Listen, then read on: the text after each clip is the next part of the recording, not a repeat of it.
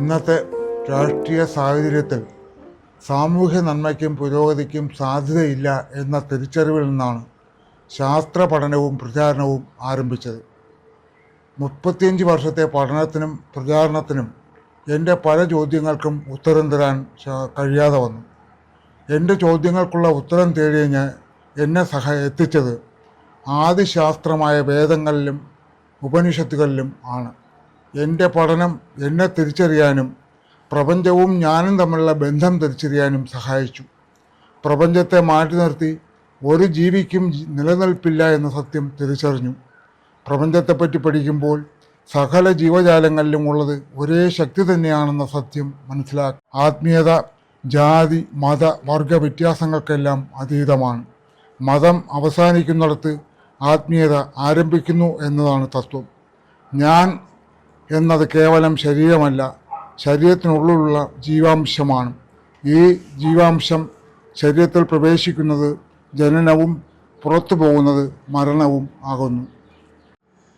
Sir ഒരു യോഗ അധ്യാപകനാണ് എന്ന അറിവാണ് എനിക്ക് ബേസിക് ഐഡിയ ആയിട്ട് ഞാനിവിടെ വരാൻ കാരണം.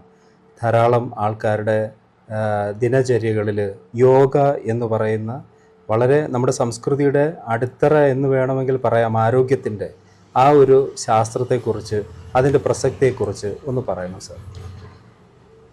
യോഗയെപ്പറ്റി പഠിക്കുമ്പോൾ ആദ്യം നമ്മൾ യോഗ എന്തിന് എന്ന് മനസ്സിലാക്കണം. അപ്പോൾ അത് നമ്മുടെ ശരീരത്തിൽ എങ്ങനെയാണ് പ്രവർത്തിക്കുന്നത് എന്നും കൂടി മനസ്സിലാക്കണം. അതിനാദ്യമായിട്ട് നമ്മുടെ ശരീരത്തിൻ്റെ ഒരു പ്രകൃതം നമ്മൾ മനസ്സിലാക്കേണ്ടതുണ്ട്. നമ്മുടെ ശരീരം നിർമ്മിച്ചിരിക്കുന്നത് വെറുതെ ഇരിക്കുന്ന ഒരവസ്ഥയിലല്ല, നിരന്തരം പ്രവർത്തിക്കത്തക്ക രീതിയിൽ ഒരു എൻജിൻ സംവിധാനമാണ് നമ്മുടെ ശരീരം. നമ്മളെ ഈ ശരീരത്തിൽ തന്നെ നിരന്തരം പ്രവർത്തിച്ചുകൊണ്ടിരിക്കുന്ന ധാരാളം എൻജിനുകളുണ്ട്. ഉദാഹരണമായിട്ട് ഇപ്പോൾ ആമാശയം, കരൾ, ഹൃദയം, ശ്വാസകോശം, ഇങ്ങനെ യാതൊരു ഇടതടവില്ലാതെ പ്രവർത്തിച്ചു കൊണ്ടിരിക്കുന്ന പല മെഷീൻസ് ഘടിപ്പിച്ചിരിക്കുന്ന ഒരു വാഹനമാണ് നമ്മുടെ ഈ ശരീരം. അപ്പോൾ ഈ യന്ത്രങ്ങൾ കേടുകൂടാതെ കാര്യക്ഷമമായി പ്രവർത്തിക്കണമെങ്കിൽ അതിനാവശ്യമായ സജ്ജീകരണങ്ങൾ നമ്മൾ ഒരുക്കി കൊടുക്കേണ്ടതുണ്ട്. ഇതെല്ലാം പ്രധാനമായിട്ട് ആവശ്യമെന്ന് പറയുന്നത് ശുദ്ധരക്തവും ഓക്സിജനുമാണ്. അപ്പോൾ നമ്മുടെ ദൈനംദിന കാര്യങ്ങൾ ഇപ്പോൾ പ്രത്യേകിച്ചും ഈ ആധുനിക കാലത്ത് വ്യായാമക്കുറവ് നമ്മളെ ശരീരത്തിൽ ആവശ്യമായ ഓക്സിജനും രക്തവും ശരീരത്തിന് എല്ലാ ഭാഗത്തും എത്തിക്കാൻ കഴിയാത്തൊരവസ്ഥയുണ്ട്. അപ്പോൾ ഇതിൻ്റെ ശരിക്കും പറഞ്ഞാൽ ഒരു പരിഹാരം എന്നുള്ളതാണ് യോഗ. യോഗ എന്ന് പറയുന്നത് നമ്മുടെ ശരീരത്തിൻ്റെ എല്ലാ ഭാഗങ്ങളും ടച്ച് ചെയ്യുന്ന ഒരു ധാരാളം ആസനങ്ങളിൽ കൂടിയാണ് നമ്മൾ പോകുന്നത്. ഈ ആസനങ്ങളെല്ലാം നമ്മൾ നിരന്തരം ചെയ്യുന്ന ഒരാളിന് നമുക്ക് ശരീരത്തിൻ്റെ എല്ലാ ഭാഗത്തും ആവശ്യമായ തോതിൽ ആ രക്തവും ഓക്സിജനും എത്തിക്കാൻ കഴിയും എന്ന കാര്യത്തിൽ ഉറപ്പാണ്. അപ്പോൾ അതുകൊണ്ട് തന്നെ ഈ ഓക്സിജനും രക്തവും എത്തും എന്നുള്ളത് കൊണ്ട് തന്നെ നമ്മുടെ ശരീരങ്ങളെല്ലാം തികച്ചും പ്രവർത്തനക്ഷമമായിരിക്കും എന്നുള്ള കാര്യത്തിൽ യാതൊരു സംശയവും വേണ്ട. രക്തത്തിൻ്റെ അഭാവം കൊണ്ടാണ് നമുക്ക് പല അസുഖങ്ങളും വരുന്നത്. ഹൃദ്രോഗം വരുന്നത് ആ നാഡി അടഞ്ഞു പോകുന്നത് കൊണ്ടാണ്. ബ്രെയിൻ സ്ട്രോക്ക് വരുന്നത് അവിടെയും കാര്യമായ രീതിയിൽ ഓക്സിജൻ്റെയും രക്തത്തിൻ്റെയും പ്രവാഹം നിലയ്ക്കുന്നത് കൊണ്ടാണ്. അപ്പോൾ ഈ മുട്ടുവേദന, കൈമുട്ടുവേദന, നടുവേദന ഇതെല്ലാത്തിൻ്റെയും കാരണങ്ങളെന്ന് പറയുന്നത് ശരിയായ ബ്ലഡ് സർക്കുലേഷൻ നടക്കാത്തതാണ്. അപ്പോൾ യോഗയിൽ കൂടി നമ്മൾ അതിൻ്റെ യാത്ര സുഗമാക്കുന്നു എന്നതാണ് ഉദ്ദേശിക്കുന്നത്. സാറിൻ്റെ യോഗ ക്ലാസ് എവിടെയാണ് നടക്കുന്നത്? ഇവിടെ എൻ്റെ വീടിൻ്റെ തൊട്ടപ്പുറത്തൊരു വീട്ടിൽ അവരെ ഒരു കുടുംബമുണ്ട്. അവർ 4 പേരും അച്ഛനും അമ്മയും 2 കുട്ടികളും ഇതിന് സന്നദ്ധരായി. അപ്പോൾ അതുകൊണ്ട് തന്നെ ആ വീടാണ് ഞാൻ കേന്ദ്രമായി തിരഞ്ഞെടുത്തത്. മാത്രമല്ല അതിൻ്റെ ഒരു റൂഫ് സൗകര്യമുണ്ട്. അപ്പോൾ അവിടെ മറ്റുള്ളവരും കൂടി എത്തി ജനുവരി 1-ാം തീയതി നമ്മൾ തുടങ്ങിയതാണ് യോഗ ക്ലാസ്. യോഗ എന്ന് പറയുന്ന ഈ ഒരു പ്രാക്ടീസ് ഇത് കായികവും മാനസികവുമായ ഒരു സമഞ്ജസമായ സമ്മേളനം എന്നതുകൊണ്ടാണോ ആ യോഗ എന്ന പേര് വന്ന 2 അക്ഷരം യോഗം? എന്തിൻ്റെയൊക്കെ യോഗമാണ് ആ പ്രാക്ടീസ്? അതെ, ഇത് യോഗ എന്നുള്ളത് ഞാൻ നേരത്തെ പറഞ്ഞ പോലെ നമ്മുടെ ശരീരത്തിൽ 72,210 നാഡികൾ ഉണ്ട് എന്നാണ് കണക്കാക്കിയിരിക്കുന്നത്. അതുപോലെ തന്നെ 206 അസ്ഥികളുണ്ട്, കോടാനുകോടി സെല്ലുകളുണ്ട്. അപ്പോൾ ഇതിൻ്റെ എല്ലാത്തിൻ്റെയും പ്രവർത്തനത്തെ ഏകോപിപ്പിക്കുന്നതിനാവശ്യമായ ഊർജം പ്രദാനം ചെയ്യുന്ന ഒരു പരിപാടി എന്ന രീതിയിൽ തന്നെയാണ് ഇതിന് യോഗ എന്നൊക്കെ പേര് വരാനുള്ള കാരണം.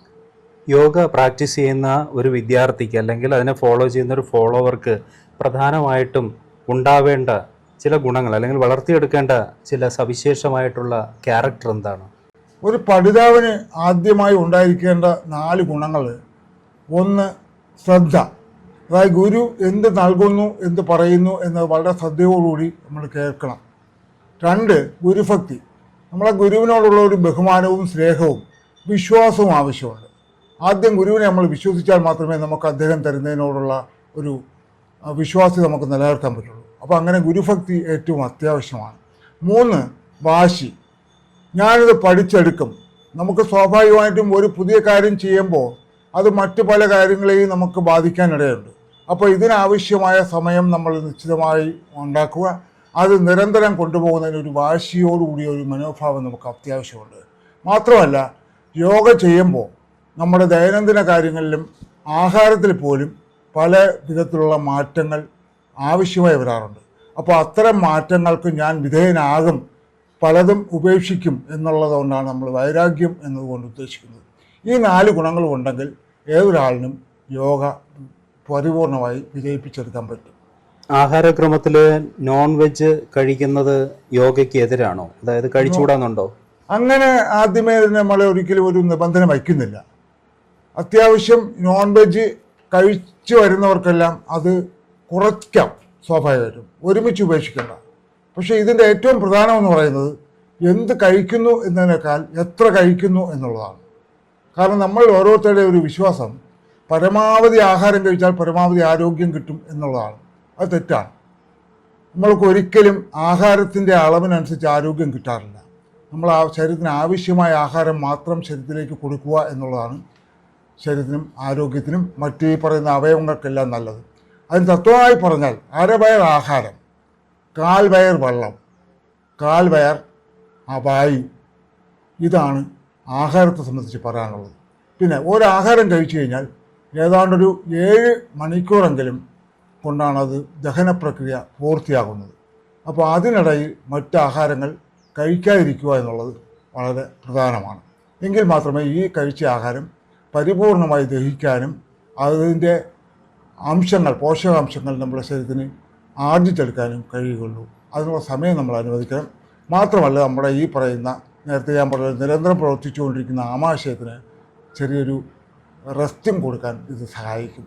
അത് റെസ്റ്റ് കൊടുത്തു കഴിഞ്ഞാൽ അതിൻ്റെ പ്രവർത്തന കാലാവധി നീട്ടാൻ സഹായിക്കും. അപ്പോൾ അതുകൊണ്ടാണ് ആഹാരത്തിന് പ്രസക്തി വരുന്നത്. അപ്പം ഞാൻ മനസ്സിലാക്കിയതിൽ നിന്ന് യോഗ എന്ന് പറയുന്ന ആ ഒരു കായികമായിട്ടുള്ള അഭ്യാസങ്ങൾക്ക് ഉപരിയായി ഏറ്റവും പ്രധാനപ്പെട്ട ഒരു ശ്വസന വ്യവസ്ഥയെ നിയന്ത്രിക്കുന്ന പ്രാണായാമക്രിയ, അതും സാറിൻ്റെ യോഗ സംവിധാനത്തിൽ വരുന്നുണ്ടോ? പ്രാണായാമം എന്ന് പറയുന്ന ശ്വസനക്രിയ ഉണ്ട്. യോഗ രണ്ട് ഭാഗങ്ങളായിട്ട് വരുന്നുണ്ട്. അതായത് നമ്മൾ ആസനങ്ങൾ എന്ന് പറയുന്നത് കപാലപാതി എന്നാണ് അറിയപ്പെടുന്നത്. സംസ്കൃതത്തിൽ കപാലപാതി. അവതിൽ വരുന്നതെല്ലാം ആസനങ്ങളാണ്. ഈ ആസനങ്ങളെല്ലാം പൂർത്തിയായി കഴിഞ്ഞാൽ പിന്നെ നമ്മൾ രണ്ടാമത്തെ സെക്ഷനായിട്ട് വരുന്നത് കായകൽപ്പം എന്നുള്ളതാണ്. കായകൽപ്പം എന്ന് പറയുന്നത് അനശ്വരമായ ശരീരത്തെ സൃഷ്ടിച്ചെടുക്കുന്നതിനുള്ള ഒരു ഉപാധിയാണ്. അതിലാണ് ഈ താങ്കൾ ഉദ്ദേശിച്ച ശ്വസന വ്യായാമങ്ങൾ ഉൾപ്പെടുന്നത്. അത് നമ്മുടെ ശ്വാസം പരമാവധി ശ്വാസത്തെ നമ്മളെ ശരീരത്തിലേക്ക് വലിച്ചെടുക്കാനും അത് പരമാവധി സമയം നമുക്ക് ശരീരത്തിൽ നിർത്താനും ശീലിക്കുക എന്നുള്ളതാണ് പ്രാണായാമം കൊണ്ട് ഉദ്ദേശിക്കുന്നത്. സാധാരണ ജീവിതത്തിൽ നമ്മൾ ശ്വാസോച്ഛ്വാസത്തിൻ്റെ ശ്വാസകോശത്തിൻ്റെ ഏതാണ്ട് 40% മുതൽ 50% വരെ ഉപയോഗിക്കുന്നുള്ളൂ എന്നുള്ളതാണ് സത്യം. പക്ഷേ ഇതിൻ്റെ വികാസം നമുക്ക് അത്യാവശ്യമാണ് പലപ്പോഴും. അത് ഒറ്റ ദിവസം കൊണ്ട് നമുക്ക് ഉണ്ടാക്കിയെടുക്കാൻ പറ്റുന്നതല്ല. അപ്പോൾ അതിനുള്ളൊരു പ്രക്രിയയാണ് ഈ പറയുന്ന ശ്വസന വ്യായാമം. ശ്വസന വ്യായാമം സ്ഥിരമായി ചെയ്തു കഴിഞ്ഞാൽ നമ്മളെ ശ്വാസകോശത്തിൻ്റെ പരിധി നമുക്കൊരു 80-90% മാറ്റാൻ പറ്റും. അതിൽ കൂടി നമുക്ക് ആവശ്യമായ ഓക്സിജൻ നമ്മളെ ശരീരത്തിലേക്ക് വരും. അത് എല്ലാ ഭാഗത്തും എത്തിക്കാനും നമുക്ക് കഴിയും. അതാണ് ശ്വസന വ്യായാമത്തിൻ്റെ പ്രത്യേകത. അപ്പോൾ ഈ കായകൽപ്പ ചികിത്സ എന്ന് പറയുന്നത് അതെന്തായിരിക്കും? കായകൽപ്പ ചികിത്സ എന്ന് പറയുന്നത് സ്വാഭാവികമായിട്ടും ഈ പറയുന്ന പോലെ അതൊരു ചികിത്സ. നമുക്ക് ചില അവസരങ്ങളിലെങ്കിലും തനിയെ ശ്വസനം കൊണ്ട് മാത്രം മാറ്റാൻ കഴിയാത്ത അവസ്ഥാവിശേഷങ്ങൾ ഉണ്ടാവുകയാണെങ്കിൽ അത് ഭേദമാക്കുന്നതിനാവശ്യമായ ചികിത്സാ സമ്പ്രദായത്തെയാണ് കായകൽപ്പം കൊണ്ട് ഉദ്ദേശിക്കുന്നത്. അപ്പോൾ ഇതിലൊക്കെ ഒരു ചെറുപ്പം നിലനിർത്തുക അല്ലെങ്കിൽ ആയുസ് കൂട്ടുക, ഇത് ഈ കായകൽപ്പം എന്ന് പറയുന്ന വാക്കുമായിട്ട് ബന്ധപ്പെട്ട ഒന്നാണോ? അതെ. ആരോഗ്യം നിലനിർത്തുക, അതേപോലെ കൂടുതൽ ദീർഘായുസിലേക്ക് ഒരാളിനെ കൊണ്ടെത്തിക്കുക, അത് ഈ കായകൽപ്പം എന്ന് പറയുന്ന ടേം അങ്ങനെ യൂസ് ചെയ്തിരുന്നു ഒരു കാലത്ത്, അല്ലേ? അതെ അതെ. ഇത് ആയുർവേദവുമായിട്ട് ബന്ധപ്പെട്ടതാണ് സ്വാഭാവികമായിട്ടും. നമ്മളെ ആയുർവേദം എന്ന് പറയുന്നത് നമുക്കറിയാമല്ലോ, വേദത്തിൻ്റെ തന്നെ ഒരു വിഷയമാണ് ആയുർവേദം. അപ്പോൾ അത് ഈ പറഞ്ഞ നമ്മളെ ജീവിതചര്യയും മരുന്നുകളും ഈ വ്യായാമങ്ങളും എല്ലാം ഉൾപ്പെടെ ഉള്ളതാണ്. ജീവിതചര്യ എന്ന് പറയുമ്പോൾ അതിൽ ജീവിതത്തിൻ്റെ ഓൾ സെഗ്മെൻറ്റും, ദിനചര്യ എന്ന് പറയുമ്പോൾ ഒരു ദിവസത്തെ സെഗ്മെൻറ്റും, എന്നാൽ ഒരു നിമിഷത്തിലെ ചര്യ, ഈ നിമിഷം ഞാൻ ഇങ്ങനെ ആവണം എന്ന് പറയുമ്പോൾ നമ്മൾ ആ നിമിഷത്തെ ഏത് രീതിയിലാണ് കാണുന്നത്? ആനന്ദപൂർണനായി ഇരിക്കുക. ഒരു മനുഷ്യൻ ആനന്ദപൂർണനായിട്ടിരിക്കാൻ വേണ്ടിയിട്ട് എന്താണ് സാർ വേണ്ടത്? മനസ്സുകൊണ്ട്. ഇപ്പോൾ സാഹചര്യങ്ങൾ വലതായിരിക്കും, അവരെ സ്വാധീനിക്കുന്ന ഘടകങ്ങൾ പലതായിരിക്കും, പക്ഷേ ഏത് സാഹചര്യത്തിലും ആത്മാവിൽ രമിക്കുന്നവനായിട്ട് സ്വയം സന്തോഷത്തോടെ ഇരിക്കാൻ, ടെൻഷൻ ഇല്ലാതെ, സ്ട്രെസ് ഇല്ലാതെ ഇരിക്കാൻ എന്താണ്? പക്ഷേ അത് നല്ലൊരു ചോദ്യമാണ്. കാരണം എന്ന് പറഞ്ഞാൽ നമ്മൾ ഇന്ന് ആധുനിക സമൂഹം അഭിമുഖീകരിക്കുന്ന ഏറ്റവും വലിയൊരു പ്രശ്നമാണ് ഈ പറയുന്ന ടെൻഷൻ എന്നുള്ളത്. അപ്പോൾ ടെൻഷൻ എങ്ങനെ ഒഴിവാക്കാം എന്നുള്ളത് നമുക്ക് ജീവിത വിജയത്തിന് ഏറ്റവും അത്യാവശ്യമാണ്. ഒരു കാര്യം എന്തെടുത്ത് പറയാം, നമ്മളെ ടെൻഷനുകളെല്ലാം കഴിഞ്ഞു പോയ സംഭവങ്ങളെക്കുറിച്ചോ ഇല്ലെങ്കിൽ വരാൻ പോകുന്ന സംഭവങ്ങളെക്കുറിച്ചോ ഓർത്തിട്ടാവും. ഇത് രണ്ടും നമുക്ക് യാതൊരു പ്രതിഫലവും നൽകുന്നില്ല എന്നതാണ് സത്യം. കാരണം കഴിഞ്ഞു പോയ കാര്യങ്ങൾ നമ്മൾ ടെൻഷൻ അടിച്ചാൽ മാറില്ല, വരാൻ പോകുന്ന കാര്യങ്ങൾ ടെൻഷൻ അടിച്ചാൽ മാറില്ല. അപ്പോൾ നമ്മൾ ചെയ്യാനുള്ളത് അതിൻ്റെ വഴിക്ക് വിടുക, നമ്മൾ ഓരോ നിമിഷവും സുഖലോലുകളിൽ ജീവിക്കുക എന്നുള്ളതാണ്. നമ്മൾ ഈ നിമിഷത്തെക്കുറിച്ച് മാത്രം ജീവിച്ചാൽ നമുക്ക് സ്വമേധയാ സുഖത്തിൽ ആറാടാൻ കഴിയും. അതായിരിക്കണം നമ്മുടെ യഥാർത്ഥ വിജയം.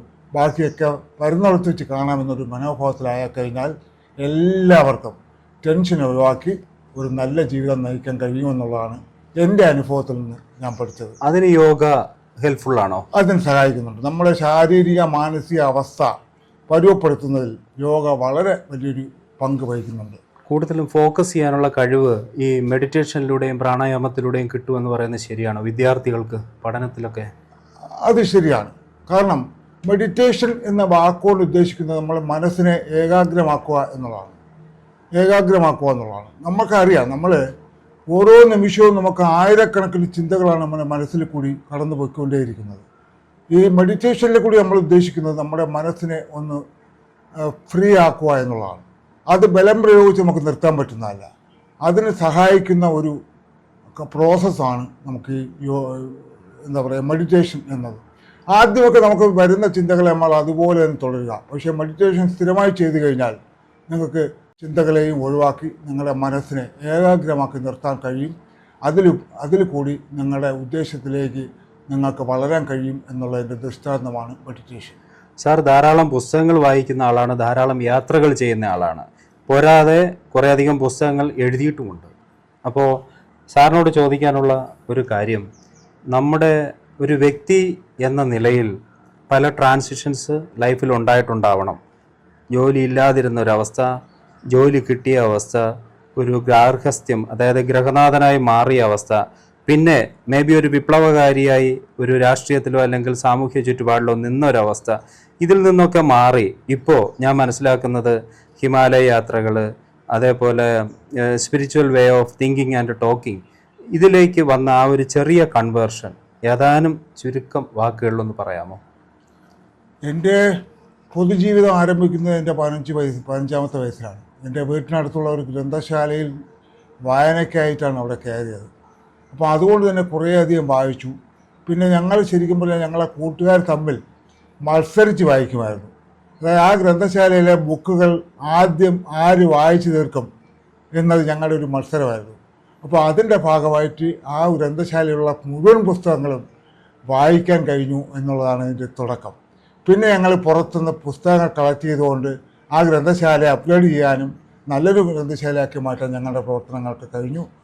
പിന്നെ നമുക്ക് കിട്ടിയ അറിവുകൾ നമ്മൾ എപ്പോഴും ചെറിയ കുട്ടികൾക്ക് പകർന്നു കൊടുക്കാനുള്ള ഒരു താല്പര്യം ഞാൻ എപ്പോഴും ചെയ്യാറുണ്ട്.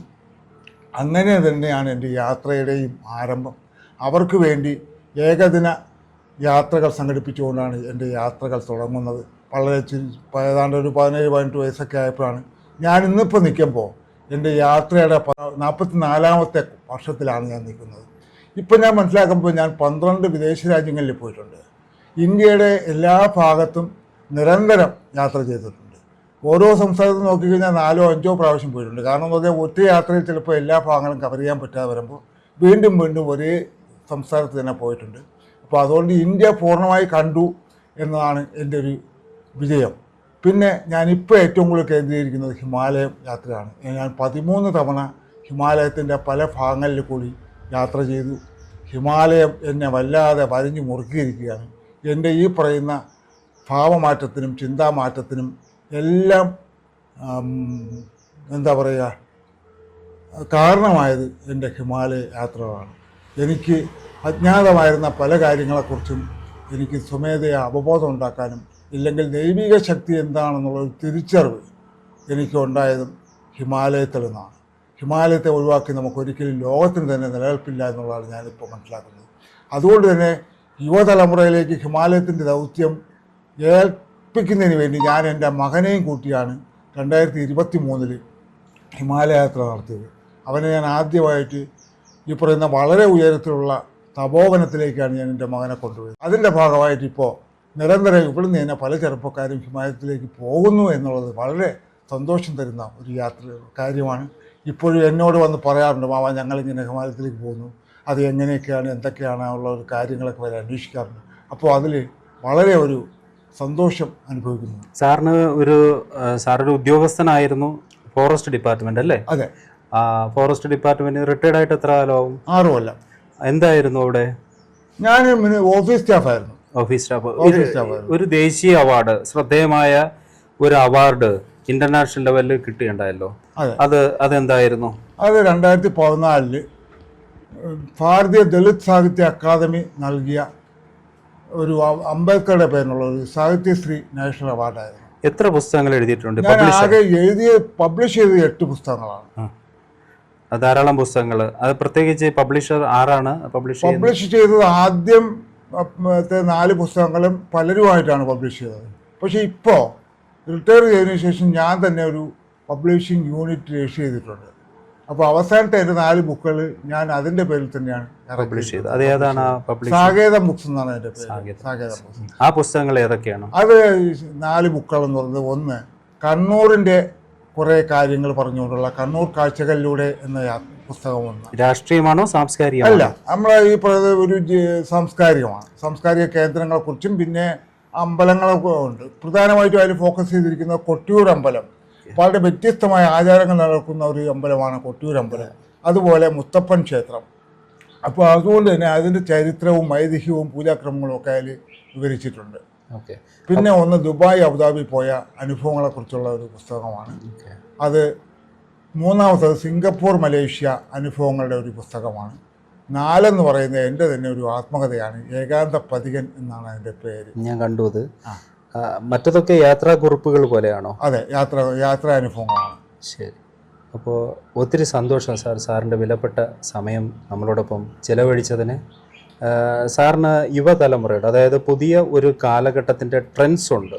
നമ്മൾ പണ്ടത്തെ കാഴ്ചകളിൽ നിന്ന് മാറി വലിയ മാറ്റങ്ങളിലേക്ക് പുതിയ കുട്ടികൾ പോകുന്ന, ഉദാഹരണത്തിന് സ്നേഹിക്കുന്നവർക്ക് വിഷം കലക്കി കൊടുക്കാൻ മനസ്സ് ഉള്ള, അത്രയും കരുത്തുള്ള, അത് സാധാരണ ഒരു ഉറുമ്പിനെ പോലും കൊല്ലാൻ കഴിയരുത് എന്ന് പഠിപ്പിക്കുന്ന ഭാരത സംസ്കാരത്തിൻ്റെ മക്കളായ കുട്ടികൾക്ക് ആഹാരത്തിൽ വിഷം കൊടുക്കുക. ഒരു ചൂണ്ടയിട്ട് മീനിനെ പിടിക്കരുതെന്ന് പറയും. കാരണം ആഹാരത്തിൻ്റെ പേര് പറഞ്ഞ് ജീവൻ എടുക്കരുത്. അതാണ് ഏറ്റവും വലിയ ചതി.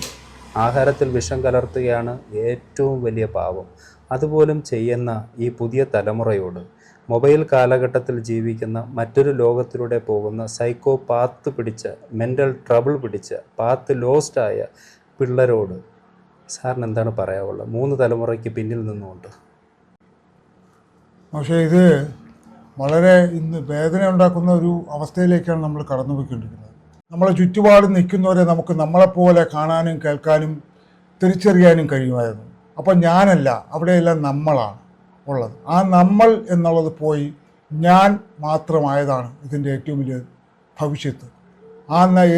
ഞാൻ മാത്രമായി നമുക്ക് സമൂഹം നിലനിൽക്കില്ല എന്നുള്ള സത്യം മനസ്സിലാക്കി നമ്മുടെ ചുറ്റുമുള്ളവരെ സ്നേഹിക്കാനും അറിയാനും ശ്രമിച്ചാൽ പരിഹരിക്കാവുന്ന കാര്യമാണ് സാറേ പറയുന്നത്.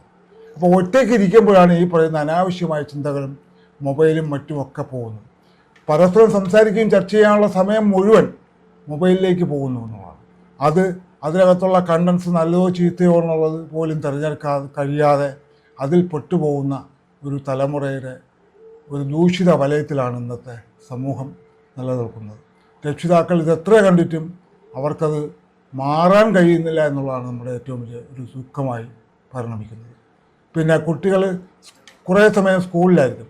പണ്ട് നമുക്കൊക്കെ രക്ഷിതാക്കളെ പോലെ പേടിയുള്ളവരായിരുന്നു അധ്യാപകർ. ഏത് കുറ്റത്തിനും അവർക്ക് ശിക്ഷിക്കാനുള്ള അർഹതയുണ്ടായിരുന്നു. ഇപ്പോൾ അധ്യാപകരെല്ലാം കുട്ടികളെ തിരിച്ചടിക്കുമോ എന്നുള്ള പേടിയിലാണ് സ്കൂളിൽ വരുന്നതും പോകുന്നത്. അതുകൊണ്ട് തന്നെ അവരാരെയും കാര്യത്തിൽ ഇടപെടാറില്ല. കുട്ടികൾ അങ്ങനെ ഒടേനും വഴിയുമില്ലാതെ ഇങ്ങനെ സമൂഹദ്രോഹികളായി വളർന്നു വരുന്ന ഒരു സ്ഥിതിവിശേഷമാണ് നമുക്ക് ഉള്ളത്.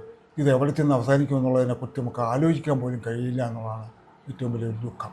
രാജ്യത്തിൻ്റെ ഏറ്റവും വലിയ സ്വത്താണ് വളർന്നു വരുന്ന തലമുറ. അവർക്ക് ഈ ദിശാബോധമില്ലാതെ തകർന്ന് തരിപ്പണമാകുമ്പോൾ ഒരു രാഷ്ട്ര സൃഷ്ടിയെയാണ് ഇത് ബാധിക്കുന്നത്, അല്ലേ? അതെ, അത് വളരെ വേദനാജനകമായ ഒരു കാഴ്ചപ്പാട് തന്നെയാണ്.